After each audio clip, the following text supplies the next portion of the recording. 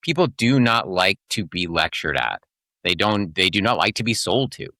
So it's delivering your message in a way that is inclusive. Welcome to the Disgruntled PM podcast, your weekly therapy session for the chaotic world of project management, transforming daily frustrations into real action.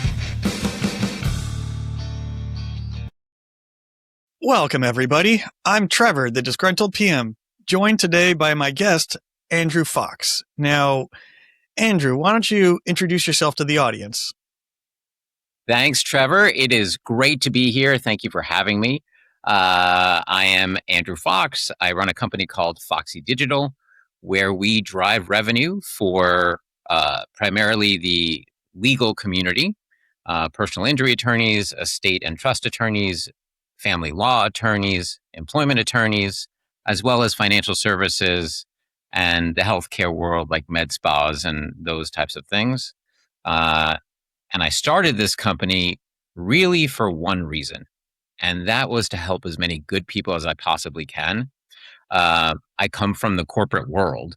And so having spent over 23 years in corporate, including at places like Yahoo for over 8 years, I just really felt like it was time for me to give back to really individuals where the rubber meets the road. I really wanted to help everyday people with their businesses, with their organizations, leveraging the enterprise experience that I had. And so that's really why we created this company.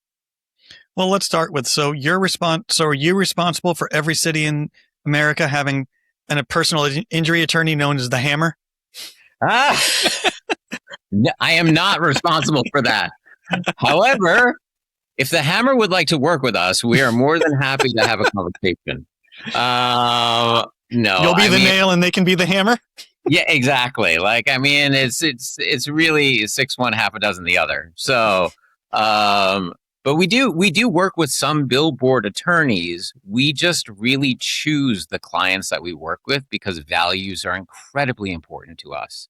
We really want to make sure that the folks that we work with are honestly doing great work with their clients, that they're getting them really good settlements, but for the right reasons. It's not just to make money. It's really because these individuals have been hurt and they're in need and they really need an attorney who cares about them. And so that is incredibly important to us. And it makes us want to win for them in their market, which is why we really only work with one attorney in one specialty in every state or market where they're licensed, essentially. Well, let's start with, because I'm sure the audience doesn't care about personal injury attorneys. Yes.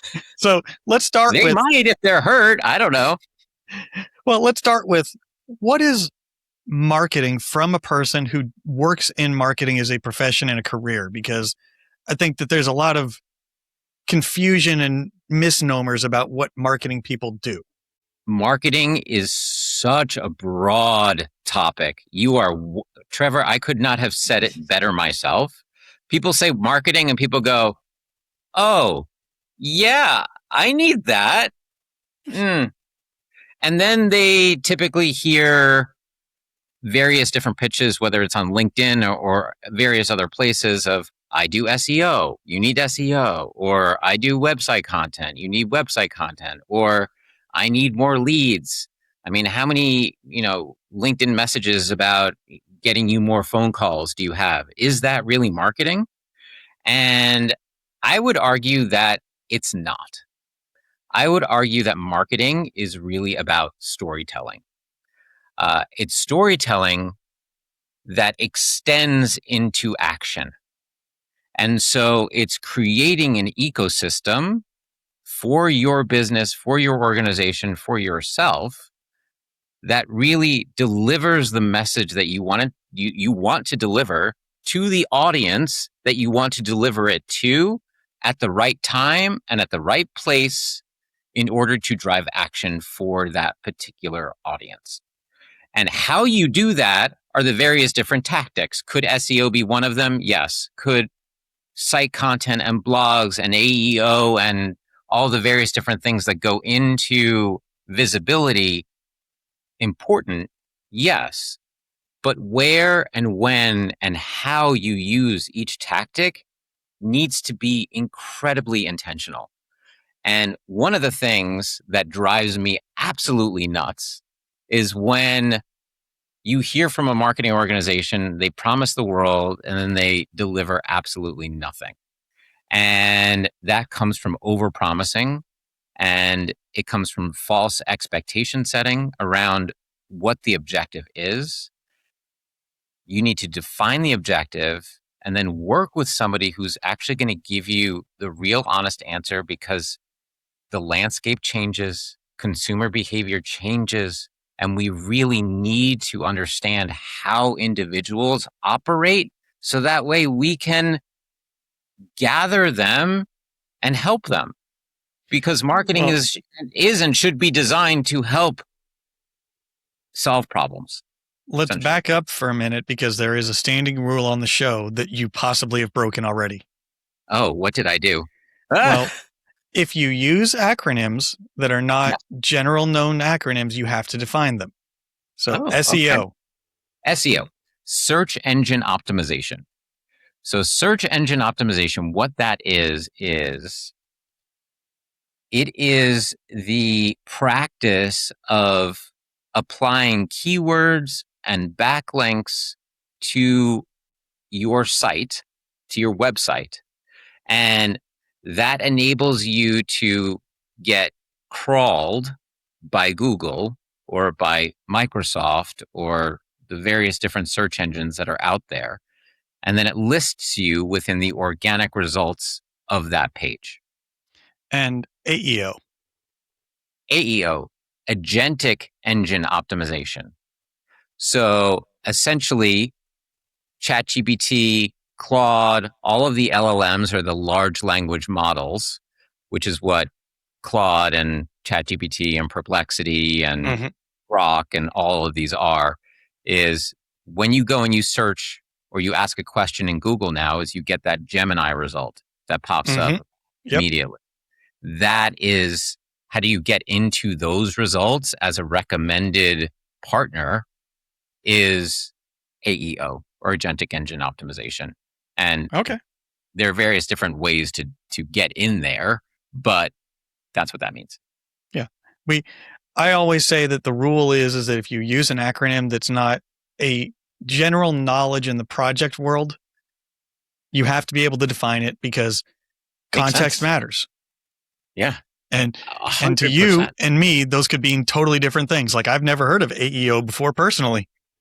So now that we've kind of set the table of what marketing is, how do we apply that into the project professional world? Because there's more to the story, I guess, than just, well, I help you become more famous. 100%. And I in my world, I'm a performance marketer, which means I live and die by the numbers, which should translate incredibly well into project management, product management, because it's really about what is the P&L of that product and how does it work and how does it perform and how does it help, right? The same exact thing applies when marketing that specific product. It's, who is my audience? What do I want them to gain from this particular solution? And then how do I want to deliver that message? And what kind of action do I want them to take?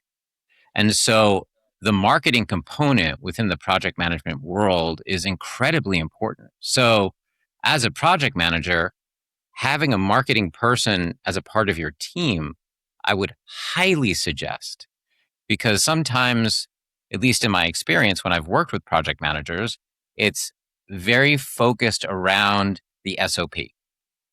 It's, how do I get this thing built, right? As opposed to understanding what happens after it's built. And how do I deliver the message in order to get this sold? I have a very, very good friend who runs product for a $500 million organization in the healthcare space. And he's right now working on a huge project to streamline various different components within that organization. And part of his job is to get this particular thing sold into customers.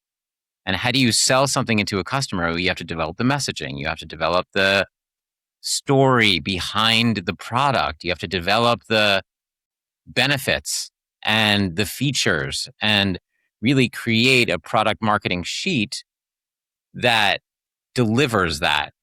So that way the customer knows exactly what you're building, how it is you want to deliver it, and what its purpose is. And I think that that's just as important as building the product, because you can build anything.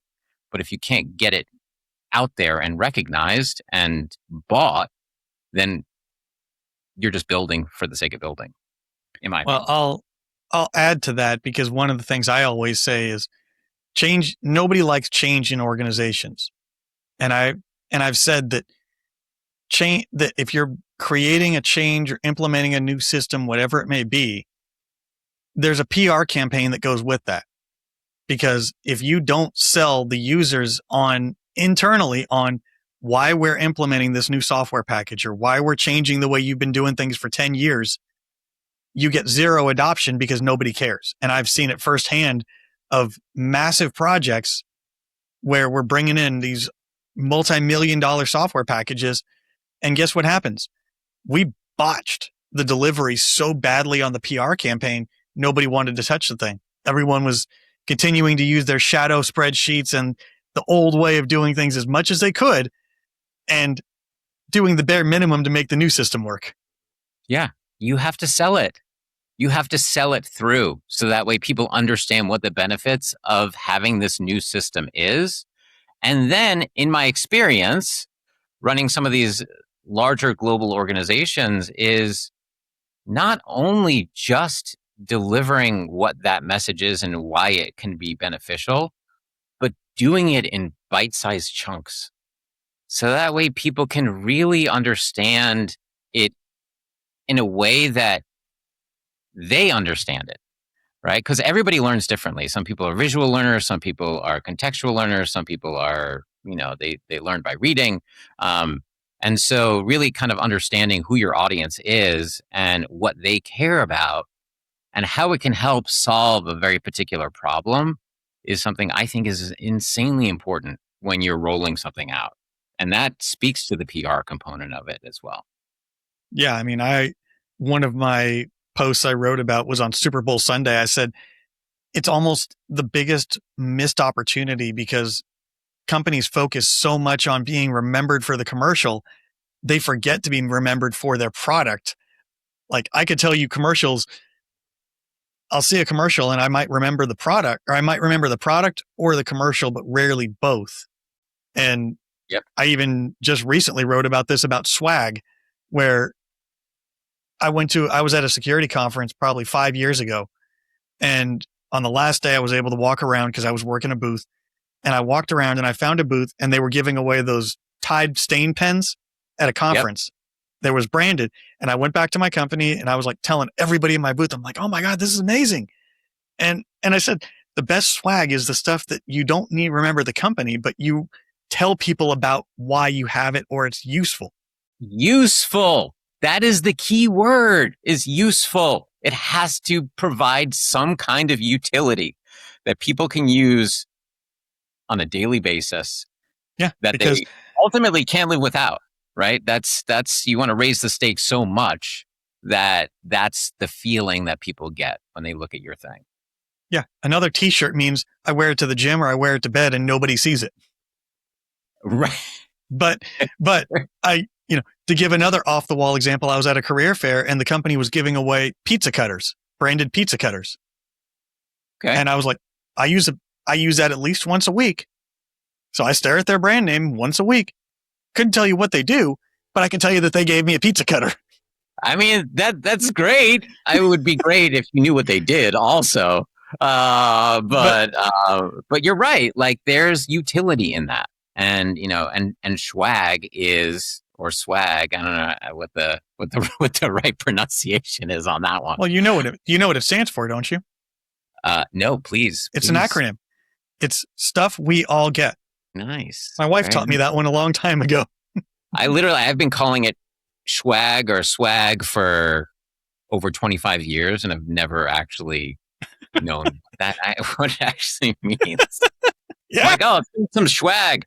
I'm like, okay, sounds good. Yeah. Yeah. That's what it stands for. Stuff we all get. It's very great. That's awesome. So you're learning things. Always, every day. So what I always say, I mean, this is a cliche, but if you're not growing or if you're not learning, you're dying. So I think we all have something to learn every single day, every second of the day, and you just have to keep our eyes and ears open and capture those nuggets of wisdom. So going back to storytelling, because I think I'd say that's the baseline of your job as a marketer, is to tell stories. What makes a good story? Because I always say as a PM or as a project professional, that when you're giving updates, you're telling the story of your project. And I recently wrote about this one, that it's kind of like you're giving a behind the scenes documentary to your stakeholders of your project, because we all like the behind the scenes stuff after the fact, but the movie looks polished and I couldn't imagine it any other way. But then you see, this person was considered for the role and it would have changed the entire trajectory of the movie. 100%. So what makes a good story?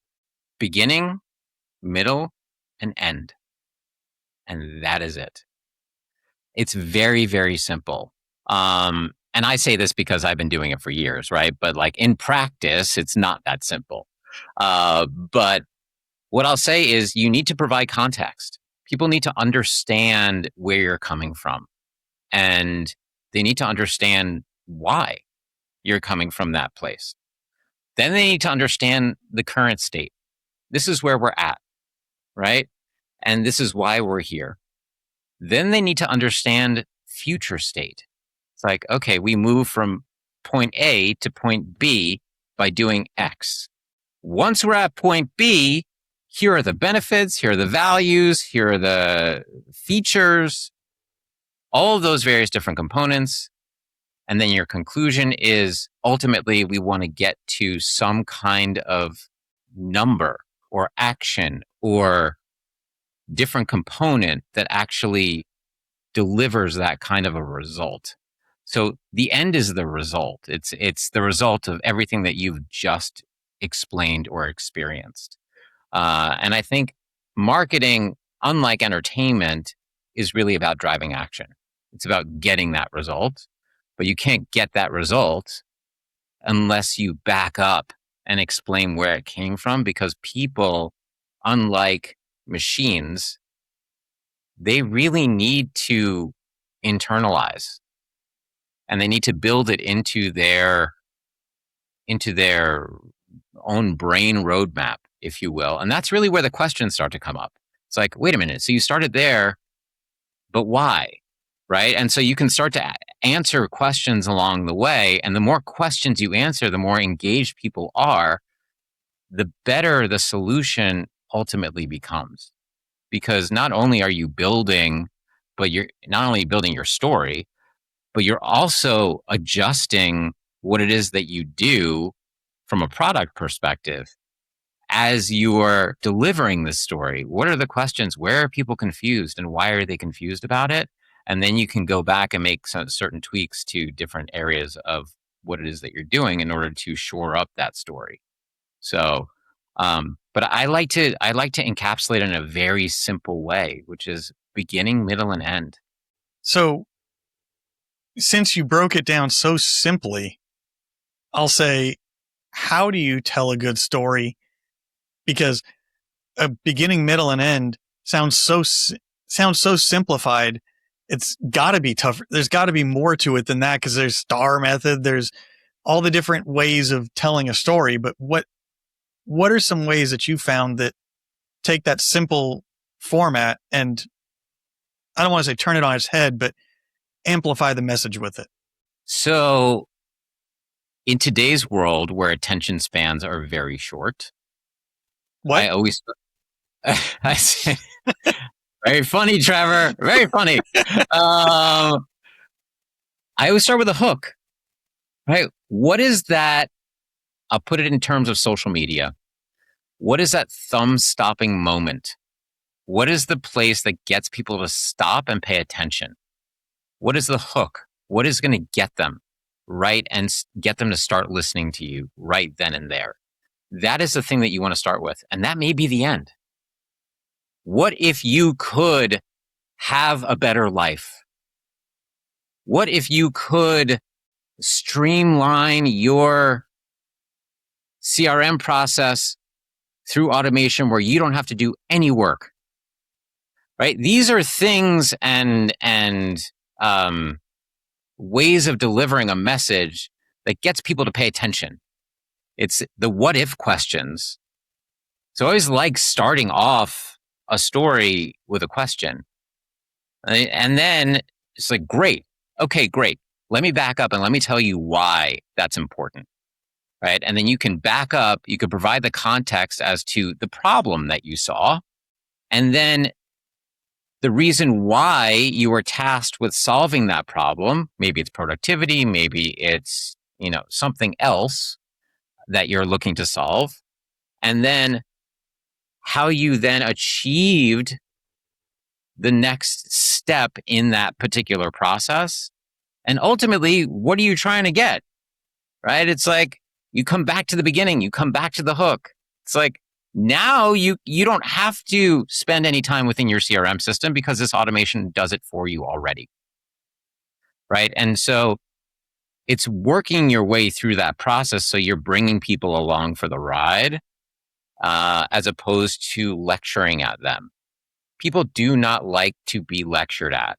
They do not like to be sold to.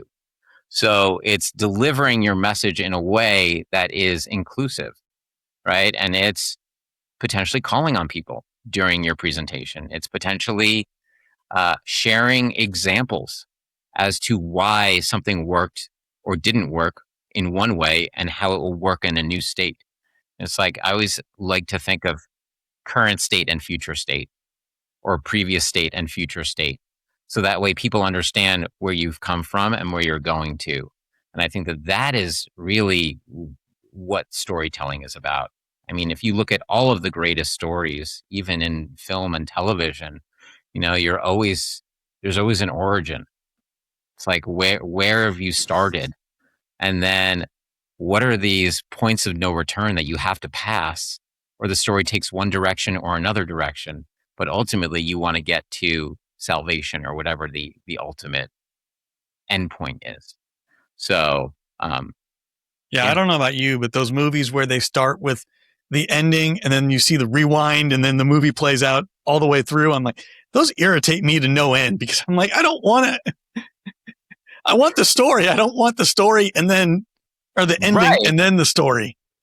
Yeah, if it's done in a really clever way, then you don't even notice it, right? And then you get to the end and you're like, oh, they planted the seed for that at the very beginning, and now I understand why it got there, and you have this aha moment, which is almost from a product marketing perspective or a project management perspective, a little bit of what you want to get at the end, yeah, right? Because the material can sometimes be pretty dry.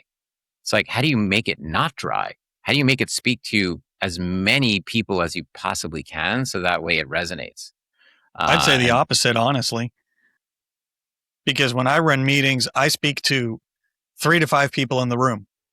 My goal is to make my message land with the key people in that room for whatever the goal is. So if I'm looking for a decision, I'm looking to the decision maker and the people that influence that decision maker, and I'm speaking directly to them. Everybody else in the room is background noise in the peanut gallery, because if I'm gearing my message to everybody in the room, it's going to be so generic and so broad that when I need that decision made, the person who has to make that decision is not informed. Yeah, I mean, in my opinion, I think you can do both. I think that everybody in a room listening to you is there for a reason. So, or they should be there. Not always. If they're not there for a reason, they shouldn't be in that room. I mean, to be honest, like we've all been in enough of those meetings. Oh, yes, we have. Those the ones that waste time. Well, I mean, the ones where you've got the person or the manager, their assistant, and then their direct report all there for informational purposes as they're checking their email the whole time while they're in the meeting. Yeah, that is not a productive use of people's time. I'm a very big advocate of making sure that the people who are there for a reason, that everything is justified, right? Even if it is to learn, it's learning specifically for the sake of you're going to be doing this later, so you better learn this now. So there are even those moments, but at least they are defined and justified. And yeah, in those cases, they're there just to listen. And so then I would certainly agree with, you're speaking to those 3 to 5 people that matter. But ideally, everybody is there for a reason, and you're able to address the people who are there for that reason. Yeah. Well, That makes sense. Let's pause here for a moment to tell the audience about the Patreon that I have for the show, because that's how they can help fund the show and help support it. And that's $5 a month. Every guest that comes on signs up, unknowingly signs up to be on the postmortem interviews, which is a bonus conversation that I have with every guest. Andrew and I will be talking about ways to separate yourself or create your niche in your own marketing, and clicks versus value, and which is more important. So that's your way. Subscribing on Patreon is your way to help support the show, help fund everything that I'm doing if you enjoy it. If you don't enjoy it, well, then just keep tuning in for the free one. Yeah. But I wanted to talk about something that, social media is a big part of our world. And I know that a lot of the PMs and everybody I talk to, we're building our brand in the air quotes world. And I despise that term, just like I despise being called an influencer. But what are your thoughts as a marketer on going viral, and how does that translate to reality? Because because I've talked with data scientists, analytics people, and we always come back to analytics are useless if they don't actually move the needle on something. Absolutely. I have a very specific opinion on going viral. Sure. Let's hear it. I think that it is a thing of the past, to be honest. I think going viral in today's landscape means you are paying to boost that content to your audience. Every platform wants its pound of flesh. And if you're working with a creator, or you have a piece of content that you've posted organically, and you hope that it picks up steam, hope is not a strategy. And Nope. So if you really want to distribute that content, you want to get your brand out there, and you want it to be seen by your specific audience, there are ways to do that. It doesn't cost a lot, but each platform wants its money. They don't get paid when, you develop a relationship with a creator or you post a piece of content. They only get paid when you put money behind it. So what's their incentive for getting something to go viral? There really isn't any. And so it used to be a big thing, specifically on TikTok. That's sort of where things began, like the viral conversation sort of started. It started before that, but that's where it picked up steam. And you find very few pieces of content going viral today. It just doesn't exist because it just is not advantageous from a monetization perspective for any of the platforms to do it. Well, let's back up for a minute and let's define what is going viral, because I've, especially with most of my audience, and that's where my platform of choice is LinkedIn. I've heard anywhere from 100,000 impressions means you've gone viral to you've got to have a certain number of comments and engagements. What are the, I'll say, technical definitions of viral? Viral to me is their vanity metrics, right? You have 100,000 impressions on LinkedIn and somebody says it's viral. Great. Did anybody take action against that particular post or make a comment that had other individuals think about what you've actually said? Those are the things that matter. So I look at engagement metrics a lot more than I do at impressions. And everybody defines an impression differently, right? On TikTok, an impression is a view. You just have to look at it for a second. If it comes across your screen, it's counted, right? In Instagram, it's 3 seconds, depending, right? Could be 6 seconds. YouTube, it's different. Like it's different on every single platform. And so the impression is not really what matters. It's how are people interacting with it? Are they commenting on it? And are they sharing it? Are they saving it? Those are the types of metrics you want to pay attention to. And so whether or not something gets 1 million views or 17 million views, if nobody does anything after that, doesn't matter. Yeah, in my opinion. I pay more attention to my engagement percentage than I do anything else, because if I'm getting, I'll use rough numbers for my own content, is if I get 300 or 400 impressions on a post and I've got 50 engagements, that's a pretty good ratio compared to 100,000 impressions with 200 engagements. And just because a lot of people see something doesn't mean that it's getting the message across, going back to the Super Bowl ad. 100% correct. That's why I also don't look at follower count as Hey, much. hey. I mean, it's true. It's like, like how many people are actually active and participating in your content. That is what you should be looking at, is what you just said, right? So if you have 14 million people following you, great. Has your business improved? Do you have more brand deals? Do you have more, right? Like what are the ancillary effects of that? If they're positive, then that's a good thing. If they're not, then what's the point? Yeah. I mean, I've had this conversation with people before where they get high up in rankings or they get really popular content. And I say, what are you doing with it? You're on the radar now. How are you striking while the iron is hot in this? Because whatever you're trying to accomplish, if you've got people's attention, what are you doing with it before you lose it? Because you're going to lose it in the next 7 days. Less than that. The next 3 hours. Well, 2 hours, 1 hour. Viral in air quotes content usually has a lifespan of, we'll say 3 to 7 days, depending on the platform, from what I've seen. Sure. So that's why I say, what are you doing before you lose that attention span? Yeah. And also, no, go ahead. I was going to say, and also, how sick are you of seeing that content because you're responding to all the comments and engagements for the 7 days that lives as your only thing to do?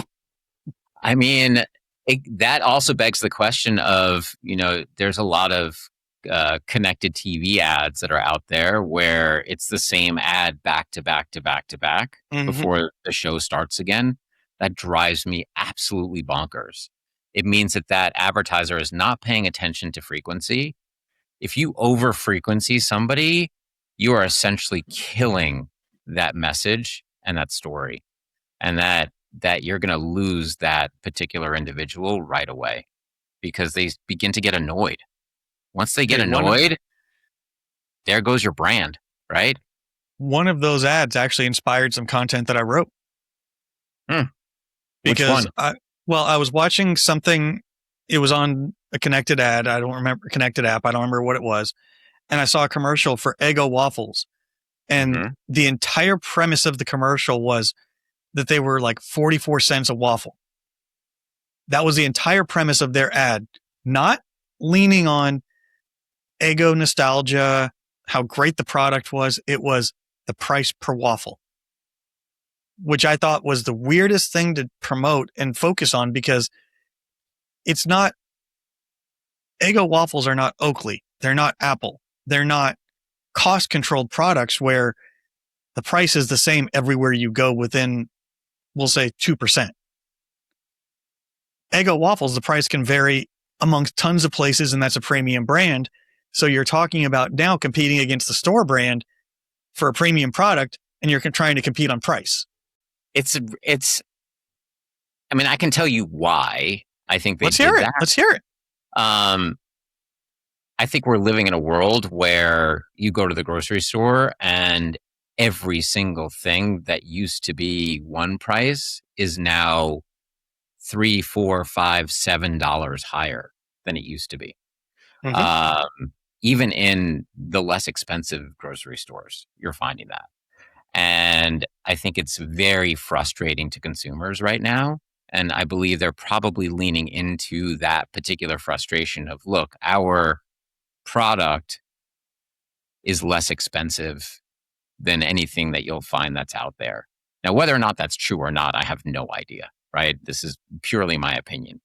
But I believe consumerism today is much more sensitive to price than they used to be, which is, I think, the heartstring that they were trying to pull on, and likely not very effective, as you've just described. It's like, how do you weave in maybe price into that larger ego story, right? Yeah, because my whole content was about it's a premium brand and you bank off nostalgia of, as a parent, you grew up eating those, so you want your kids to. But if I'm competing on price, I'm going with the store brand every single time because the name brand can't compete with the store brand on price. Like, period. End of story. End of story. Yeah, I've never seen a brand be lower than a store brand. Honestly, I mean, it's very rare, but I've seen it happen too. But it's one of those. But then again, most of the time when they're that close, I'll pay for the name brand over the store brand. But I'm paying for quality over, not even quantity, quality over unknown. Yeah, and you're right. You don't know what that store brand tastes like versus it might actually just it might be the brand. You Well, never know, right? From a licensing perspective, right? That the Eggo may, you know, license to whatever the grocery chain's normal. Well, let's You know, let's bring this back to reality instead of just yeah, a conversation about commercials, and let's talk about some personal branding myths or influencer myths, because I know that everyone wants to be the next influencer and the next brand that everybody identifies with something. What are some of the, from a marketing expertise with background and everything, what are some of the, I'll say, biggest mistakes people make in personal branding that you've seen? the biggest mistakes I think that people make is, or are, I should say, um, I think really when it comes to how it's really about, they make it about themselves, right? And I know that personal branding is about yourself, but I think personal branding should be about credibility. It should be about authority. It should be about honesty and transparency. And it should be about delivering your message to your audience in a way that makes you incredibly valuable to that particular audience. I think the moment that people start pontificating about themselves and I did this, I did that, I did this, I did that, nobody cares. People have their own lives, people have their own problems. People want to know how you're going to help them solve their problems. And if you add value to their lives, that is a really great example of personal branding because they remember you, they remember what you did for them. And that is way more powerful than you touting your own accomplishments and achievements. And I think there's a component of credibility that does that, but it has to be done in a very specific, non Arrogant? arrogant, self-indulgent way of doing it. It's like when you see an actor on stage and they're just like, "Woe is me," you just stop caring, right? Yeah. Like you want them The, to engage with the other person. Like that's what it's about. It's about the what is athlete your complaining they're only making $50 million a year when they think they're worth 60. how is that? That's not good personal branding, right? It's But like, oh my God, this person made this insane catch during the Super Bowl. That is personal branding. That is a message that goes on their social media is played in commercials, is done in a way that is very, very intentional, and it drives that person's brand up, their value up. Well, and one thing, I was just listening to something this morning, is it's a weird dynamic that I think we have with people that we interact with on the internet. And one of the hosts, I know the guy personally, but he was talking about how he's going to be at an event. And he said, if you see me there and I'm not filming, come say hi. And then he said, it's the weirdest dynamic in the world, because here are people that listen to him every week. They know who he is. They know his dogs. They know everything about him. He knows nothing about them, that they even exist, never mind anything else. And it's the weirdest dynamic. And I've seen it just by doing the show and everything I do, that people will come up to you and they'll tell you about things and you're like, oh yeah, I did that. Or, oh yeah, I put that out there. And sometimes you forget your own stuff. You do. And I mean, it's just human nature, right? And you know, when you get to that level of fame, or you get to that level of exposure, you're going to have more and more and more of those experiences. It's just the nature of how fame works, or how notoriety works, or those types of things. But I think connecting with somebody on a personal level, even if you are famous, kill the ego. Kill the ego, come down to center, be grounded, and have a normal conversation with somebody. And I think that people will remember that. Right? Well, it's like, oh my God, this person was so nice. That's what I always say is, I would rather have a 30-second conversation with someone than I would take a selfie with them. Absolutely. And I think, when we're talking about this, John Cena is the name that comes to mind, because I think he set the record for Make-A-Wish foundations. And, he doesn't go out there talking about it. He just does it. Yeah. Yeah. And when we talk about, that's personal branding, but what are some of the myths that you'll find about influencers that everyone thinks about? And then go ahead and bust some bubbles. Oh man, you're gonna hurt get some feelings. Hurt some feelings. Come on. Started on a roll here. Oh man, influencers are selfish people. I don't believe that for a second. I believe that influencers now have teams, and those teams are designed to get that creator to do as little work as possible for the most amount of money. I have a story about this. Yeah, please. So there was somebody I was chasing down for the podcast. I got an introduction by a mutual friend, and I told this is through LinkedIn. And so I had a warm introduction, already got the credibility.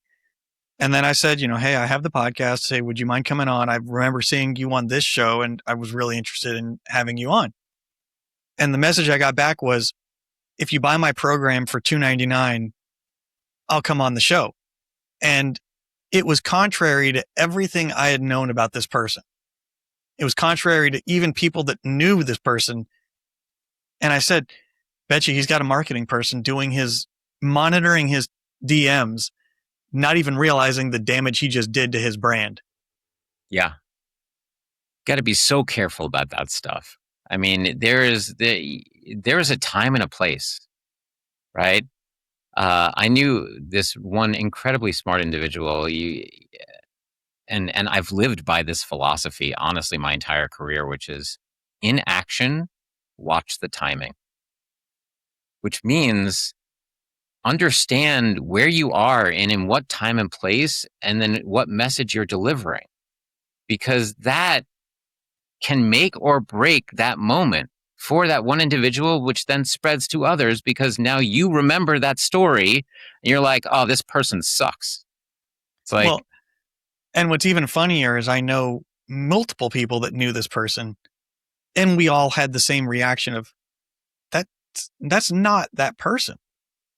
that's not how they would respond because we all know him. But the idea is that he had a team handling his situations, and contrast that with somebody else I know who has a team, who has a person that handles his DMs.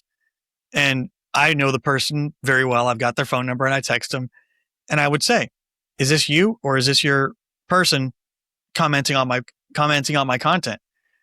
Because I could tell, because I knew the person and I knew the way that he spoke and I know the way that. Wait a minute, this cadence is not right. There's something off about this comment, or But the idea behind it though was that, to your point, it's all about the story. If you build yourself as a perception of something with your brand, with whatever it is, and then you hand it over to somebody else that doesn't know what you're doing, like that one person tried to sell a program to get on my show. And now that person is, I'm not going to say they're dead to me, but it's going to take a lot of repair work to get me to want to talk to that person again. Absolutely. Like they've essentially burnt a bridge. Yeah. And the other thing that I'll add to it is authenticity. I think that was inauthentic for somebody to ask you to buy their program, right? Or their webinar, whatever it was in that particular moment. That's not who that person is or was. And their team clearly doesn't understand what authenticity really means. Or that is who that person is, and it's unfortunate. True. For all I know, it could have really been that person. Yeah, I mean, well, you gave proof points of like, we all know this person. We know that this is not the right, this is not what they would do, right? So, but I do think that being authentic and really understanding that sometimes the content doesn't need to be polished. It just needs to be. And I think that is something that a lot of people are nervous about. They're like, oh, well, if I get in front of a camera or if I deliver this message or this story, what if it's not right or whatever? It doesn't matter. Just do it. People want to follow people. They want to follow authenticity. They want to follow things that matter to them. That's why they follow very specific individuals and people and stories and those types of things, is because it's interesting to them and it's what they care about. I would say yes and to that. Yeah, please. Because and me. Well, a friend of mine who's a very big YouTube creator, me and him have conversations offline. And one of the things he says is, before every show he does, because he does a lot of live stuff, it's like I shave, have a clean shirt on. I make sure that, he does certain things to make sure that if that's the first impression someone gets of him, he's not coming in looking like a slob, looking like something that is uncharacteristic of him. And I look at that and I say, that's kind of why I'm always wearing a collared shirt on camera, because I try to be, my goal is to have a professional audience. My background is staged for a reason, exactly the way that it is. Sure. But at the same time, I say that I'm the same person if you see me in a t-shirt and shorts and a collared shirt and slacks. Yeah. I mean, I subscribe to the same thing, but I was always been taught, like, dress for the part you want, not necessarily for the part you have. Right. And so I think that there are rules and things that get applied, but I don't think that takes away from authenticity. Right. Because, I would look this way in any professional meeting that I'm at, right? Whether I'm on the road or I'm here, right? It's clean, it's polished, but yet there is a little bit of personality behind it, which is who I am as a person. Like I'm not trying to deliver any affect. All I'm trying to do is be who I am. And hopefully people are drawn to that. Well, I'll give the audience a little peek behind the curtain of before we went to hit record. Andrew over here was asking what he wanted to do what I wanted him to do for the background. If I wanted him to blur it out or use a stock image or something else. And, he chose to use the blurred background of what he has to be authentic to who he is. That's right. It's like I work from home. I've got my mantras over here that I look at every single day. I've got my window in the back and this fan that hardly works. But it's just my environment is one where I care about the work and the stories and the conversation. And I want people to really understand that this is a real person coming to you from a real house and place that exists on this earth. Yeah, I can't tell you how many meetings I've been in where someone says hi to my kids before I see them. How funny is that? They're coming through the back and you're like, well, there was one meeting, I kid you not. My son was standing like back in the corner. I was staring at the screen. I was talking to people. It was a professional meeting. And someone said, "You've got someone watching you in the background. It's kind of creepy." And I turned around and my son was just standing there. but I also have the best moments though, aren't they? Where you're like, but we also built a system around a light on the door to let them know, hey, I'm recording. Don't come in. But if the light's not on, then I live in a house. I work in my basement.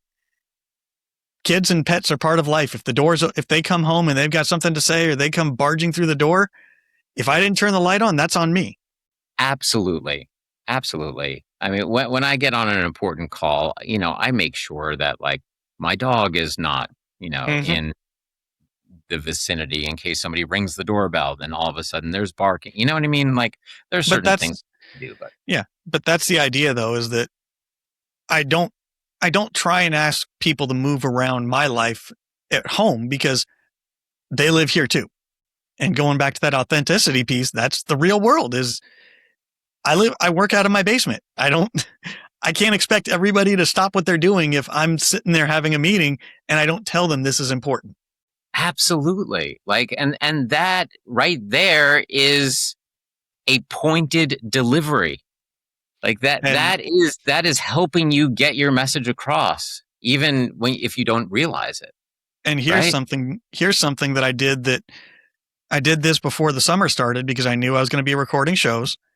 And I know that my kids aren't always going to be the most quiet in the world even if I tell them I'm recording. So what I did was I set up my microphone just like this, set up everything, hit record, went upstairs and told them to go room to room to room upstairs, make as much noise as they possibly could, stomp around. I let them just go crazy, each room. Yeah. And then I got downstairs, stopped recording. I could tell where they were based off of volume, ran that recording through all my filters. And I decided, okay, this is the room they can't be in when I'm recording. Everywhere else, fair game. Because if I told them to make as much noise as humanly possible, and I could barely hear them after everything was post-production wise, odds are I'm never going to get to that level. And that's great. You understand your environment, right? Yeah. And that's part of the marketing side of it is I now know where I need to tell them they can't. Like today, I was recording with you. I locked the room that they're not supposed to go into to prevent them from going in there and making background noise. Yep. It's like when I used to be on sets, it's like, okay, we need to lock down the set. We need to be quiet. We need to let the actors do their best work. We need to let the director do their best work, and all the various different components allow it to come together, or allow those creative moments to happen. And I think that if you create your environment from which to be authentic in, then it creates a better experience for your audience, no matter what. All right. Got to ask, what sets were you on? What shows, what movies? Well, I studied acting and directing in college. I went to NYU, and then right after I moved out to Los Angeles, my professors were actually like, yeah, we're not sure, the New York scene is right for you. The indie scene, maybe not. You're a little too commercial. I'm like, that's fine with me. I like commercial. Send me to Los Angeles. I am great with that. So my first job was at Warner Brothers on a TV show called Jack and Jill. I don't know if you remember Oh that show. yeah, yeah. Yeah. So they were nice enough to throw me a line on that. I was med student number 3 in one of the episodes, and I got to perform with Justin Kirk and Tom Bosley when he was alive, which was really just a huge highlight of my career. Worked with Christina Ricci. I worked on the set of Human Nature, was background coordinating. I was with Reese Fonz, Tim Robbins, and Patricia Arquette.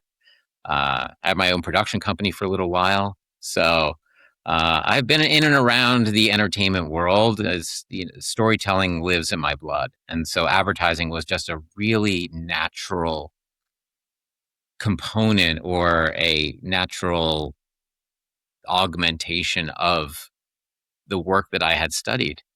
The only difference between entertainment and marketing is action.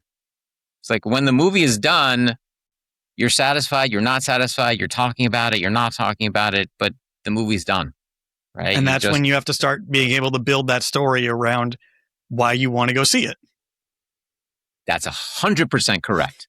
The marketing for that movie is insanely important. Why should I go see it, and why should I buy a ticket, right? Like, and movie marketing is something that I've done a lot of, but there is action that you want somebody to take. That's the business component that entertainment leaves out. The actual storytelling, the actual filmmaking leaves out the action component of it. That's why ads are sometimes really good or sometimes not really good, because the storytelling is either there or it's not there. But then what is the call to action that happens right after that? So that way you can actually deliver what it is that you're promising within that story. So as we're about ready to wrap, I got to ask you my personalized question that everybody gets. Okay, let's go. What is the best advertising campaign that you've seen that just stopped you in your tracks and was like, that's brilliant? First of all, I can't believe I'm admitting this on the air, but I cry during commercials because, all right, no laughing, Trevor. Okay, I get enough of that from my family. Okay, so, but I do, because the moments that are created sometimes in a 30-second ad are so powerful that you don't even realize that they're happening. There was one Airbnb commercial that I remember still to this day, and it was all about coming home. And it was various different layers of coming home. It was a mother and a daughter coming home, a daughter coming home to see her mother for the holidays. It was a son, visiting his father at his garage, right? But it all kind of centered around the living environment and people descending there, and the stories that are created within those environments that make them home. And I remember the brand. I remember the story. I remember tearing up as the commercial was airing, and me going, this is really freaking powerful.